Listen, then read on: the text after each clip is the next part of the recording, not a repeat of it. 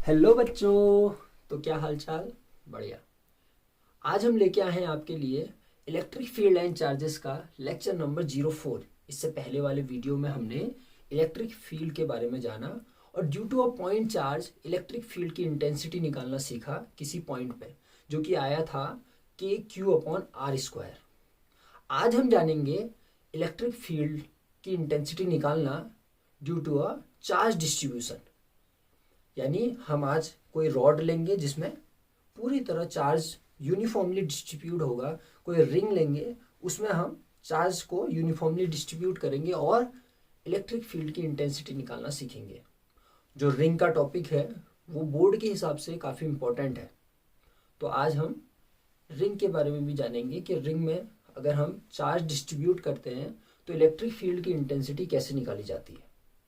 So this is your beautiful सा channel lost in विज्ञान और गणित and my name is Gaurav Singh Negi. चलिए शुरू करते हैं। तो electric field due to a charge distribution, एक मैं पहले सिंपल सा क्वेश्चन देता हूं। क्वेश्चन ही ले लीजिए। किसी रॉड के लिए इलेक्ट्रिक फील्ड की इंटेंसिटी निकालना, जिसकी लेंथ आपको गिवन है एल, जिसमें यूनिफॉर्मली चार्ज डिस्ट्रीब्यूट है, यूनिफॉर्मली चार्ज डिस्ट्रीब्यूट है और इसके एंड वाले पॉइंट से ए डिस्टेंस पर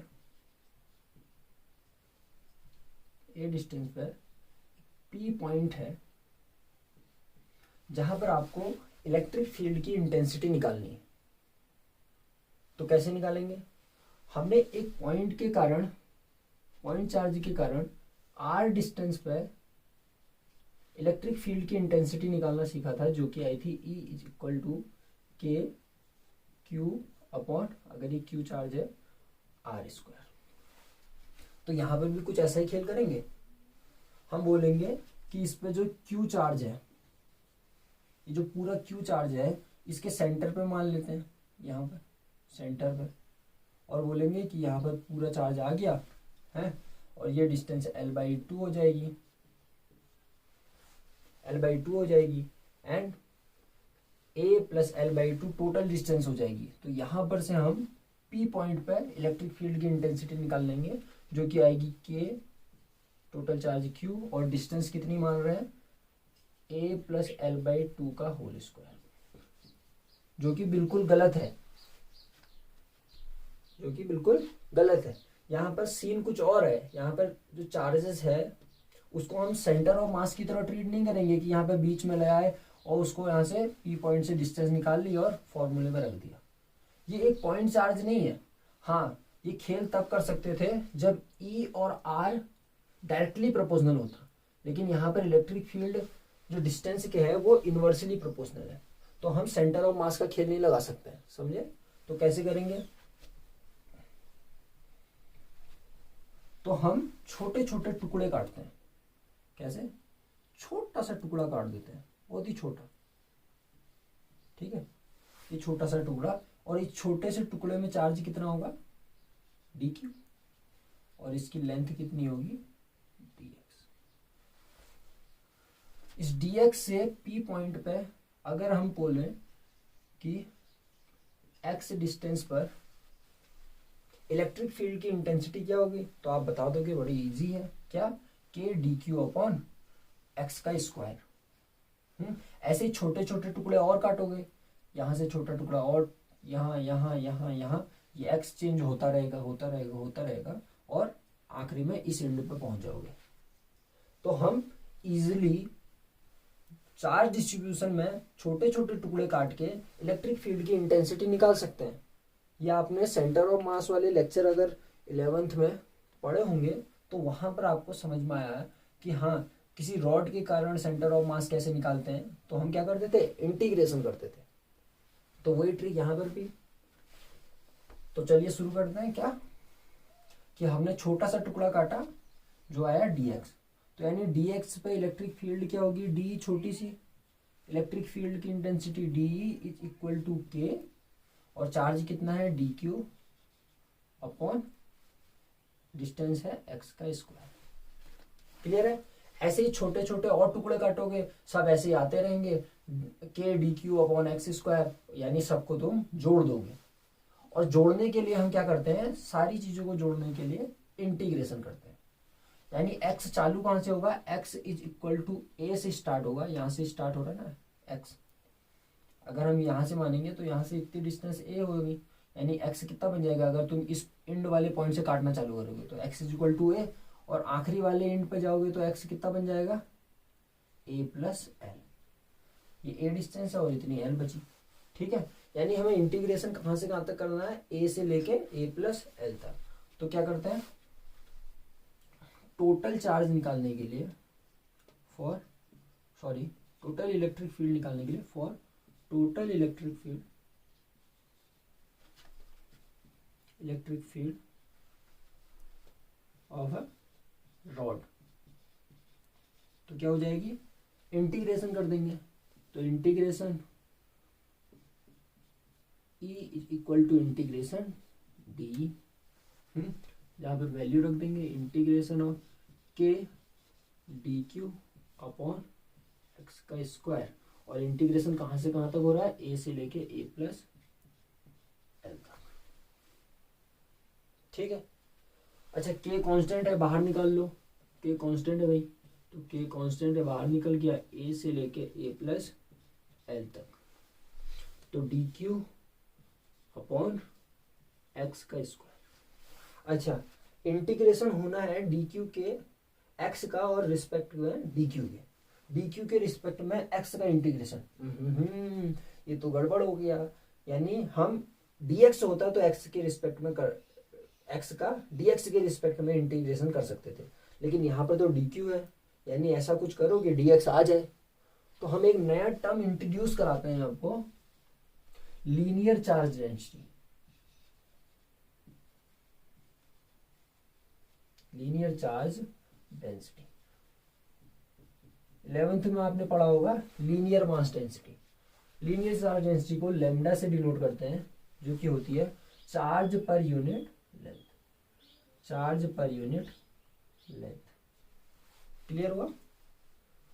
तो अगर मैं इस छोटे से टुकड़े पर बोलूं कितनी लीनियर चार्ज डेंसिटी है, तो क्या बताओगे, तो बोलोगे कि lambda is equal to charge है तुम्हारा डी क्यू और लेंथ है इसकी dx। तो यानी डी क्यू की जगह पर क्या लिख सकते हैं, लैम्डा dx।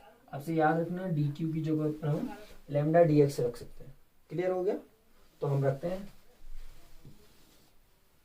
तो आया के इंटीग्रेशन a से a प्लस एल, और डी क्यू की जगह पर lambda dx upon x square. Lambda is a constant, linear charge density rod के लिए कांस्टेंट रहेगी हर जगह पर। तो के लैम्डा इंटीग्रेशन करना है ए से लेके ए प्लस एल और 1/x स्क्वायर का dx के रिस्पेक्ट में। तो इंटीग्रेशन बड़ा सिंपल सा हो गया। तो के लैम्डा इंटीग्रेशन करना है 1/x स्क्वायर का क्या हो जाएगा, ऊपर चला जाएगा ये, तो ये बन जाएगा x की पावर -2। तो इंटीग्रेशन हो जाएगा x की पावर -2 में 1 जुड़ेगा अपॉन -2 प्लस 1, और लिमिट कहाँ से कहाँ तक है, a से लेके a प्लस एल तक। तो आगे बढ़ो, तो के लैम्डा यहाँ पर वैल्यू पुट कर देनी है, ये बन जाएगी x की पावर -1 और ये -1,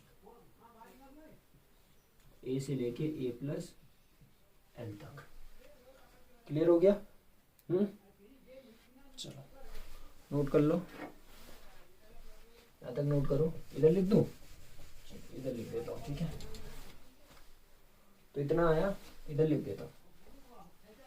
तो क्या आएगा, के लैम्डा, यहाँ पर लिमिट पुट कर दो, और माइनस का तो बाहर ले लो, माइनस का साइन बाहर ले लो, -1 है ना, और ये 1/x बन जाएगा, 1/x, और लिमिट रहेगी a से लेके a प्लस एल तक। तो अब बस आंसर आने वाला है, माइनस का लैम्डा वैल्यू पुट कर दो, पहले अपर लिमिट तो 1/a+l minus lower limit 1/a, integration आता होगा, माइनस का k लैम्डा, एलसीएम ले लो, ये इधर जाएगा a माइनस l/a+, क्लियर हो गया। यहाँ पर a से a मर गया, माइनस l का ये माइनस अंदर जाएगा तो प्लस का l बन जाएगा, k लैम्डा l/a+l। और यहाँ पर तुम फिर से लैम्डा की वैल्यू q के टर्म्स में अगर आंसर चाहते हो तो लैम्डा की वैल्यू q/l रख दो, l से l कट जाएगा, जो आएगा k q/a+l। बड़ा ही सिंपल सा लॉजिक था, क्लियर हुआ? चलिए आगे बढ़ते हैं, पॉज करके नोट कर लेना। तो नेक्स्ट क्वेश्चन हम लेते हैं इसी में।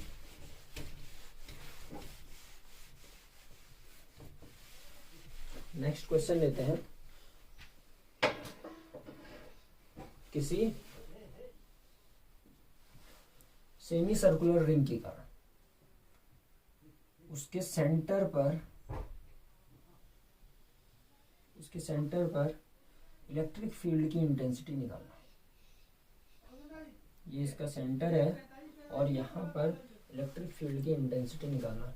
इस पर भी अभी चार्ज फिर से डिस्ट्रीब्यूट है,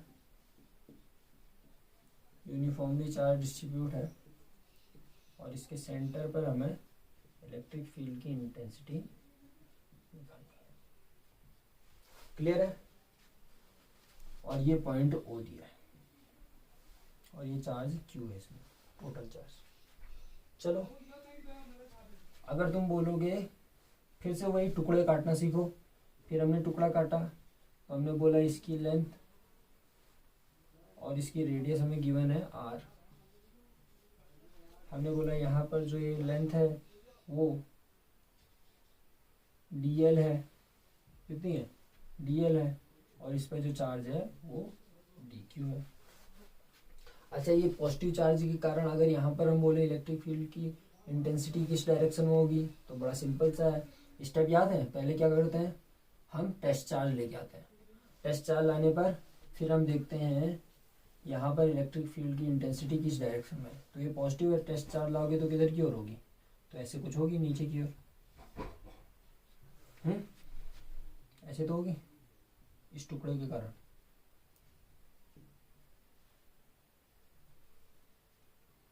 इस टुकड़े के कारण ये एंगल उठा थीटा, क्लियर है? ऐसे ही तुम टुकड़े काटते रहोगे, हर किसी की डायरेक्शन ऐसे ऐसे ऐसे आते रहेगी। यहाँ से स्टार्ट करोगे और यहाँ तक जाओगे, ठीक है? तो यहाँ पर से स्टार्ट करना चालू करोगे यानी एंगल तब क्या होगा? 0। अगर यहाँ पर से स्टार्ट करना चालू करोगे तो एंगल 0, और मैक्सिमम एंगल कितना जा सकता है? 180, यानी कि पाई, क्लियर है? अब यहाँ पर जैसे, अब देखो ध्यान दो, यहाँ पर एंगल काटोगे तो इसका इस डायरेक्शन में होगा, यहाँ पर काटोगे टुकड़ा है तो इस डायरेक्शन में होगा, यहाँ पर काटोगे तो इधर, ऐसे तो होगा। बहुत अच्छी। तो इस टुकड़े के कारण यहाँ पर इलेक्ट्रिक फील्ड छोटी सी आएगी जो कि है DE। कितनी होगी? DE। चलो आगे बढ़ते हैं। अच्छा, ये थीटा,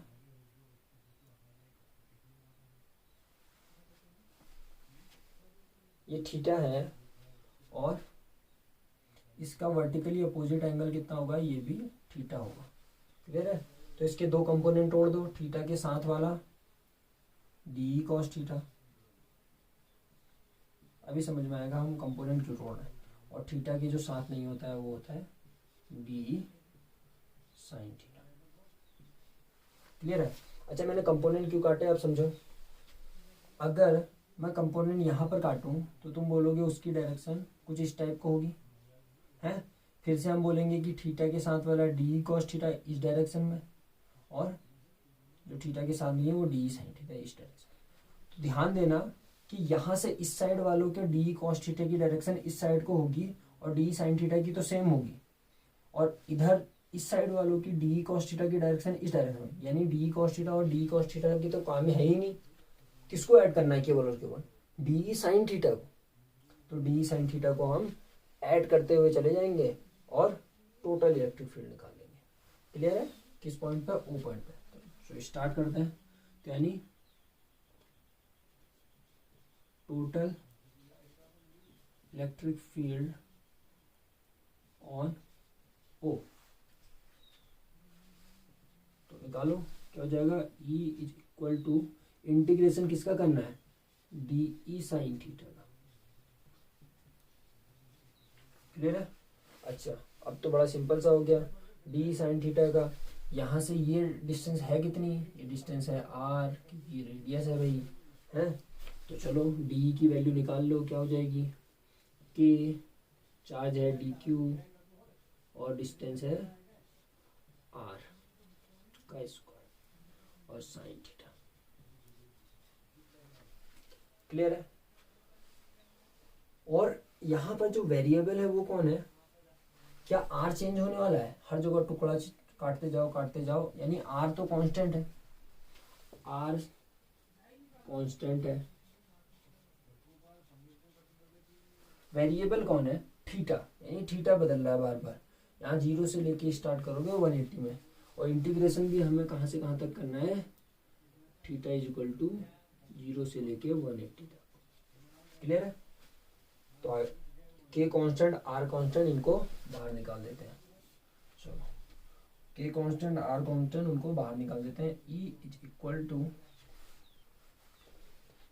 के और आर स्क्वायर बाहर निकल गया। इंटीग्रेशन होगा 0 से लेके 180 तक, किसके रिस्पेक्ट में, साइन थीटा का होना है डी क्यू के रिस्पेक्ट में, साइन थीटा का होना है डी क्यू के रिस्पेक्ट में। अभी फिर से वही गड़बड़, तो फिर से हम लगाएंगे लीनियर चार्ज डेंसिटी, यानी लैम्डा इज इक्वल टू होता है क्यू अपॉन एल, छोटे से टुकड़े के कारण हो जाएगा lambda is equal to d q upon d l. सही है? इसके बीच में जो एंगल बन रहा है वो है डी थीटा, डी थीटा। समझ में आया? अच्छा आगे बढ़ो। तो dl की वैल्यू अगर कोई बोलता है क्या होगी, तो dl है क्या, dl है इसकी आर्क। तो आर्क इज इक्वल टू होता क्या है, dl इज इक्वल टू क्या हो जाएगा, r d theta, radius into angle, यानी आर्क इज इक्वल टू होता है रेडियस इंटू एंगल। तो lambda is equal to d q, और dl की जगह पर क्या लिख सकते हो, r d theta, radius into angle. Angle कितना है उनके बीच में बनने वाला, डी थीटा, छोटा सा। ठीक है, यानी डी क्यू की जगह पर आ गया, देखो डी थीटा का टर्म, तो डी क्यू की जगह पर लिख सकते हो क्या, lambda are d theta, lambda are d theta. चलो इलेक्ट्रिक फील्ड अब निकाल लेते हैं, वैल्यू पुट करो। E is equal to k are square integration 0 से 180 साइन थीटा, डी क्यू की जगह पर लिख सकते हो आर लैम्डा डी थीटा। अच्छा आर कांस्टेंट लैम्डा कांस्टेंट बाहर निकाल दो, आर से आर एक शहीद हो गया। तो E is equal to k r integrate, lambda भी बाहर, 0 से लेके 180 तक साइन थीटा का डी थीटा के रिस्पेक्ट। तो इंटीग्रेशन अब आता होगा, तो E is equal to k lambda upon r, integration sine theta का क्या होता है, कॉस थीटा, वो भी माइनस का। तो इंटीग्रेशन करना है 0 से 180 तक। वैल्यू पुट करते हैं, तो k lambda upon r, integration minus sine बाहर निकाल लिया, cos theta cos 180, upper limit 180 minus lower limit cos 0। ठीक है, तो कॉस 180 की वैल्यू होती है -1, तो माइनस का के लैम्डा अपॉन आर, इसकी वैल्यू होती है -1, कॉस 0 की वैल्यू 1, तो माइनस माइनस माइनस का 2, माइनस से कैंसिल हो जाएगा, यानी आएगा 2 के लैम्डा अपॉन आर। फिर से वही लैम्डा की वैल्यू रख दो, लैम्डा की वैल्यू रख दो और आंसर क्लियर हुआ। बहुत अच्छा, नोट्स बना लो।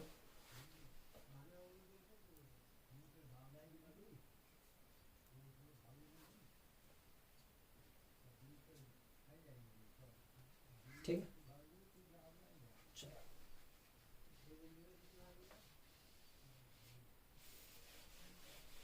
ठीक है।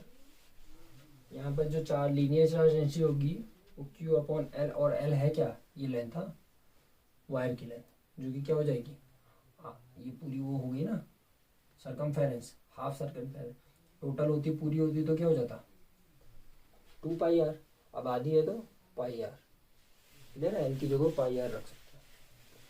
चलो अब हम पढ़ने जा रहे हैं बहुत ही इंपॉर्टेंट टॉपिक, जो कि बोर्ड के पॉइंट ऑफ व्यू से बहुत इंपॉर्टेंट है, जो कि बोर्ड के पॉइंट ऑफ व्यू से बहुत ज़्यादा इंपॉर्टेंट है। क्या, इसको क्वेश्चन ले लो या डेरिवेशन भी लिख सकते हो, ठीक है, इसको क्वेश्चन या डेरिवेशन। इलेक्ट्रिक फील्ड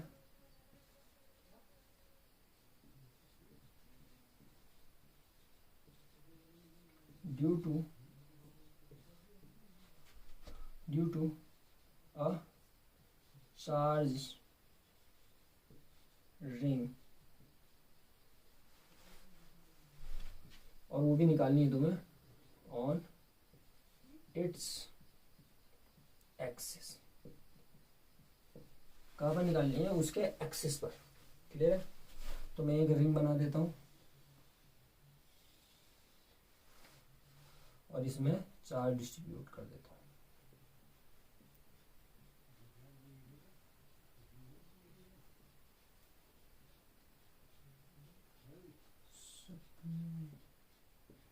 और ये रिंग में चार्ज यूनिफॉर्मली डिस्ट्रीब्यूट हो गया, ठीक है। तो इसकी एक्सिस से, तो इसकी एक्सिस यहाँ होगी, ये वाली एक्सिस इधर को भी जाएगी, तो इसके एक्सिस पर किसी पॉइंट P पर आपको इलेक्ट्रिक फील्ड की इंटेंसिटी निकाल देनी है, जिसकी डिस्टेंस आपको गिवन है, कितनी है, x मान लेता हूँ, x दी होगी तुम्हें, ठीक है। और इस रिंग की रेडियस r है, इस रिंग की रेडियस कैपिटल r है, ठीक है। फिर से कोई टुकड़े उठाना चालू कर दो, सिंपल सा लॉजिक है, क्या, टुकड़े काटो और इंटीग्रेशन करना चालू कर दो। तो मैं टुकड़ा काटता हूँ, मैं काट देता हूँ, यहाँ पर टुकड़ा काटता हूँ, ठीक है। तो मैंने एक यहाँ पर टुकड़ा काटा और यहाँ पर चार्ज हो जाएगा dq, और यहाँ से अगर मैं बोलूँ इलेक्ट्रिक फील्ड की इंटेंसिटी P पॉइंट पे किस साइड को होगी, तो तुम बोलोगे इस डायरेक्शन में होगी या नहीं होगी, और इनके बीच में बनने वाला एंगल हो जाएगा थीटा, सही है। इलेक्ट्रिक फील्ड की इंटेंसिटी अगर मैं बोलूँ यहाँ पर क्या किस डायरेक्शन में होगी, तो तुम बोलोगे इस डायरेक्शन में होगी, अरे फिर वही है, प्लस चार्ज है ना, तो यहाँ पर क्या लाओगे, एक point charge Q0 test charge, और इसकी डायरेक्शन आउटवर्ड हो जाएगी, क्योंकि टेस्ट चार्ज उसको धक्का मारेगा, क्लियर है। ऐसे ही मैं और जगह भी काट के बोल दूँ, इधर काटूँ इधर काटूँ इधर काटूँ, कहीं पर भी काटूँ, तो यहाँ से डिस्टेंस अगर मैं बोलूँ क्या होगी, फिर से वही चीज़, इसकी डायरेक्शन ऐसे हो जाएगी, तो यहाँ से बनने वाला एंगल फिर ठीक हो जाएगा, क्लियर है, समझ में आया। अच्छा, ये dq के कारण जो इलेक्ट्रिक फील्ड होगी छोटी सी d हो जाएगी, अच्छा, ये वर्टिकली अपोजिट के कारण ये भी थीटा हो जाएगा। इसको देखो फिर से, अब थीटा के साथ वाला d cos थीटा, थीटा के साथ नहीं होगा जो कंपोनेंट, होगा d sin थीटा, बहुत अच्छी बात। अब इस वाले को देखो, इससे भी d बनेगा, तो यहाँ थीटा आ जाएगा, तो थीटा के साथ वाला d cos थीटा, थीटा के नहीं साथ वाला d sin थीटा। और देखोगे जब जब तुम ऐसा ही कंपोनेंट तोड़ोगे, तो d sin थीटा वाले जो कंपोनेंट होंगे वो एक दूसरे को काट दे रहे हैं, काट रहे हैं नहीं काट रहे, एक दूसरे को काट देंगे, यानी बचेगा क्या, केवल और केवल d cos थीटा, केवल और केवल d cos थीटा का इंटीग्रेशन करना है हमें, ठीक ठीक बात। चलो, तो यानी total electric field on a point P is equal to आने वाला है क्या, integration of DE cos theta. इस पॉइंट पे यहाँ से यहाँ तक की डिस्टेंस अगर बोले क्या होगी बताओ, तो मैं स्मॉल r मान लेता हूँ, मान रहा हूँ, ठीक है। और पता है पाइथागोरस से हम निकाल लेंगे डिस्टेंस। r की वैल्यू होगी क्या, under root r² plus x का स्क्वायर, ठीक है। तो हम वैल्यू पुट कर देते हैं, क्या हो जाएगी, इंटीग्रेशन d की जगह पर रख दो k छोटा सा चार्ज dq अपॉन r का स्क्वायर, और r की वैल्यू क्या है, under root r² plus x² का होल स्क्वायर, अंडर रूट हट जाएगा यानी बचेगा r² प्लस x², ठीक है। और साथ में cos थीटा, बहुत अच्छी बात, ठीक। तो आगे हम इंटीग्रेशन करते हैं, उससे पहले हमें कहाँ से कहाँ तक करना है वो देखना है। चलो, k कांस्टेंट ये हर जगह पर सेम रहेगी या नहीं रहेगी, यहाँ पर से यहाँ तक ये डिस्टेंस, ये वाली डिस्टेंस हर बार r ही तो रहेगी, नहीं रहेगी क्या। अच्छा, यहाँ पर से अगर मैं बोलूँ ये डिस्टेंस कितनी है, तो r रहेगी या नहीं रहेगी। चलो, नहीं समझ में आ रहा होगा ना, ये फिगर थोड़ा सा 3D में बनाने की कोशिश करिए। चलो, अच्छा मैं इसको रिंग को ऐसे बना देता हूँ। अच्छा,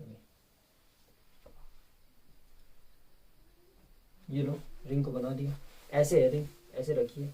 और मैंने ये इसके एक्सिस से ये पॉइंट मान रखा है, इसके एक्सिस, ये रिंग, ऐसे रिंग, ऐसे रिंग, और ये रिंग इसके एक्सिस से ऐसे पॉइंट जा रहा है, ठीक है। समझ में आ रहा है ना, ये रिंग है, ये रिंग और ये एक्सिस वाली लाइन। अच्छा, यहाँ से ये रिंग, ये जो रिंग होगी इसकी यहाँ से यहाँ पॉइंट पे, यहाँ से ये, यहाँ से ये, यहाँ से ये, क्या ये एंगल हर बार सेम नहीं रहेंगे, ये वाला पॉइंट, ये वाला पॉइंट, ये सब वही तो है, ये हर जगह से ये लाइन 3D है ना वो, समझ में आ रहा है। ऐसे रिंग, रिंग उसके सेंटर से ऐसे, सोच पा रहा हूँ, ये रिंग उसके सेंटर से एक्सिस, यहाँ से यहाँ से यहाँ से, तो कोन जैसा बनेगा या नहीं बनेगा, ऐसे कोन जैसा है, कोन जैसा, ये कोन जैसे तो बनेंगे, ये देखो। तो ये सारी की सारी लाइनें बराबर होंगी हमेशा, तो यानी हर जगह से तुम कहीं से भी काटो तो ये डिस्टेंस हमेशा r रहने वाली है। ये डिस्टेंस हमेशा r रहेगी। आगे बढ़े, अब क्लियर हुआ। और बीच में जो एंगल बनेगा वो भी तो सेम रहेगा। अच्छा, कौन कभी देखा आइसक्रीम खाई है? आइसक्रीम तो खाई होगी, आजकल लॉकडाउन चल रहा है, आइसक्रीम नहीं खा पा रहे हो, है। तो क्या हो रहा है, ये और यहाँ से पूरा गुच्छा जैसा आ रहा है, तो इस पॉइंट पे इस लाइन ये एक्सिस से हमेशा ये एंगल, ये एंगल, ये एंगल, ये हमेशा सेम तो रहेंगे, तो यानी ये थीटा ही रहने वाला है। ये एंगल, ये भी थीटा, इधर से थीटा, इधर से थीटा, समझ में आया। तो यानी ये डिस्टेंस और ये डिस्टेंस हमेशा सबके लिए सेम ही है, ये और ये तो हर समय r तो हमेशा सबके वो रहेगी ना, ये रही r, ये r रही, कहीं से भी नाप लो, यहाँ से r, यानी रेडियस तो चेंज होने वाला है नहीं, तो यानी रेडियस भी सेम रहने वाली है, और ये लाइन भी सेम है, r हर जगह इक्वल है, और बनने वाला एंगल भी थीटा है। सबसे इम्पोर्टेंट चीज़ मैं ये बताना चाहता हूँ, सबसे इम्पोर्टेंट चीज़ मैं ये बताना चाहता था कि यहाँ पर थीटा कांस्टेंट है। जो इतनी देर महाभारत चलाई है उसका केवल और केवल मतलब ये है कि यहाँ पर थीटा कांस्टेंट है। इसको वेरिएबल मत मान लेना कि कॉस थीटा का इंटीग्रेशन कर दिया, थीटा कांस्टेंट है, ठीक है। और ये डिस्टेंस भी तो कांस्टेंट है, वो भी हमने सीखा, तो यानी r² प्लस x² भी कांस्टेंट है। तो बचा क्या, k कांस्टेंट, dq बचा केवल और केवल, यानी सारे dq जोड़ के आओगे, dq यानी टोटल चार्ज बन जाएगा q, है। तो टोटल चार्ज बन जाएगा q, तो इसको कर दो भाई, इंटीग्रेशन कर दो। तो हमारे पास E इज इक्वल टू आने वाला है के बाहर निकालो, अपॉन में आर स्क्वायर बाहर निकालो, एक्स स्क्वायर बाहर निकालो, और कॉस थीटा, और इंटीग्रेशन आपको करना है किसका, केवल और केवल डी क्यू का, और सारे डी क्यू मिला के टोटल चार्ज बन जाएगा। तो इलेक्ट्रिक फील्ड आ गया बड़ा सिंपल सा, k upon r square plus x square cos theta, और डी क्यू का इंटीग्रेशन हो जाएगा टोटल चार्ज क्यू। बहुत अच्छे। तो ये आ गया हमारा रिजल्ट, लेकिन जो तुम्हें बुक्स में मिलेगा वो इतना नहीं मिलेगा, इसको थोड़ा सा आगे की ओर सॉल्व किया है, ठीक है। कॉस थीटा की वैल्यू रखी होगी वहाँ पर, तो हम वो भी रख लेते हैं। तो E is equal to k q upon r square plus x square, और यहाँ पर से आप कॉस थीटा की वैल्यू निकालो, ये रहा theta. Cos theta is equal to क्या हो जाएगा, cos theta is equal to लाल बट्टे कक्का से निकाल सकते हो टिक्नोमेट्री में। तो ये होता है कॉस थीटा, यानी आधार बट्टे कर्व, बेस अपॉन हाइपोटेनियस। तो बेस क्या है, ये कॉस थीटा का बेस, थीटा का ये होता है ना बेस, बेस क्या है एक्स, तो यानी कॉस थीटा की जगह पर रख सकते हो एक्स अपॉन हाइपोटेनियस क्या है, ये आर। आर की वैल्यू है under root r square plus x square, ठीक है। तो ये वैल्यू पुट कर दो और आंसर आने वाला है E is equal to k q x upon, ये इसकी होल पावर 1 है और इसकी होल पावर 1/2 है, तो पावर्स को ऐड कर दो, मल्टीप्लाई में पावर्स ऐड हो जाती है, तो r square plus x square की होल पावर 3/2। बहुत ही इंपॉर्टेंट रिजल्ट, बहुत ही इंपॉर्टेंट, बोर्ड के पॉइंट ऑफ व्यू से वेरी वेरी मोस्ट इम्पोर्टेंट। ये मान के चलो आपके हाफ ईयरली जो एग्जाम होंगे उसमें तो ये क्वेश्चन आने ही आने वाला है। क्लियर हो गया, चलो आगे बढ़े। तो इसमें कुछ इंपॉर्टेंट पॉइंट हम देखते हैं, इसमें कुछ इंपॉर्टेंट पॉइंट देखते हैं इसी रिजल्ट पे, कुछ इंपॉर्टेंट पॉइंट। पहला पॉइंट, किसी डिस्टेंस आर पर एक्स पर तो इलेक्ट्रिक फील्ड ये होने वाली है, किसी डिस्टेंस एक्स पर इलेक्ट्रिक फील्ड तो ये होने वाली है। लेकिन अगर हम बोले कि बहुत, यानी एक्स बहुत दूर हो जाए, यानी जो डिस्टेंस है ये डिस्टेंस रिंग से बहुत दूर हो जाए, बहुत दूर हो जाए, तो अच्छा वहां से देखने पे ये उस पॉइंट से ये रिंग कैसी दिखाएगी, पॉइंट चार्ज दिखाई देगी। तो क्या हो जाएगा, ये अगर डिस्टेंस एक्स बहुत दूर हो जाएगी, ये एक्स बहुत दूर हो जाएगा, तो क्या होगा, पॉइंट चार्ज दिखाई देगा। तो यानी फिर क्या आ जाएगा, अगर ये पॉइंट चार्ज हो जाएगा क्यू, पॉइंट चार्ज हो जाएगा, तो पॉइंट चार्ज के लिए तो हमें फॉर्मूला पता है, E इज इक्वल टू क्या आ जाएगा, के क्यू अपॉन एक्स स्क्वायर। तो यहाँ से भी निकाल के देख लेते हैं, समझ लेते हैं कैसे। तुम बोल रहे हो कि x बहुत दूर हो जाएगा, तो यानी x is greater then r के सामने तो बहुत बड़ा हो गया, इसका मतलब है एक्स स्क्वायर तो बहुत ही ज्यादा बड़ा हो जाएगा आर स्क्वायर से। इसका मतलब क्या है कि आर स्क्वायर एक्स के सामने तो 0 ही समझ में आएगा, आर स्क्वायर एक्स के सामने बहुत छोटी वैल्यू हो जाएगी ना। अब जैसे मान लो एक्स हो गया 1 करोड़ मीटर दूर, और ये आर तुम्हारा है 2 मीटर 3 मीटर, तो इसके सामने कहाँ चलेगा ये, तो आर स्क्वायर टेंड करेगा 0 की ओर। तो तुमने पहला केस लिया जब x बहुत दूर हो, यानी x is greater than r, तो आर स्क्वायर टेंडिंग करेगा 0 की ओर। अब वैल्यू पुट कर दो, देखो आने वाला है, तो E is equal to k q x upon, अब वैल्यू पुट करो, आर स्क्वायर तो 0 होने वाला है, तो एक्स स्क्वायर की होल पावर 3/2 है, 3/2। तो यहाँ वैल्यू पुट कर दो, E is equal to k q upon 3/2, 2 से 2 मर गया, तो एक्स की क्यूब, और यहाँ पर एक्स था ही, एक्स से एक्स 1 मर जाएगा, तो यहाँ पर आंसर आने वाला है के क्यू अपॉन एक्स स्क्वायर, ठीक है। तो ये हो गया। तो सेकंड वाली इसमें आएगा, जब तुम्हारा जो पॉइंट है वो बहुत पास आ जाए, यानी अगर मैं बोलूँ कि सेंटर पे निकालो इलेक्ट्रिक फील्ड के इंटेंसिटी इसके, तो क्या आएगी, तो सबको पता है कि यहाँ पर 0 ही आने वाली है। तो निकाल के भी देख लेते हैं। मैं बोल रहा हूँ कि x जब 0 हो जाए, सेकेंड केस हो जाएगा कि एक्स जब जीरो हो जाएगा तो क्या होगा, इलेक्ट्रिक फील्ड की इंटेंसिटी यहाँ से निकाल लेंगे। तो के क्यू एक्स की जगह पर zero upon r square plus zero का स्क्वायर अपॉन 3/2। जीरो से मल्टीप्लाई करने पर ये हो जाता है जीरो। तो यानी इलेक्ट्रिक फील्ड किसी रिंग के सेंटर पर जीरो आएगी, और बहुत जब दूर हो गए तो के क्यू एक्स स्क्वायर, और किसी पॉइंट पर, इससे किसी पॉइंट पर एक्स डिस्टेंस दूरी पर अगर निकालेंगे तो is equal to k q x upon r square plus x square आएगी। तो ये बहुत इंपॉर्टेंट डेरिवेशन है आपका, इसको आप अच्छे से प्रैक्टिस करिए। और आज के लिए इतना ही, पढ़ते रहिए। Tata bye bye.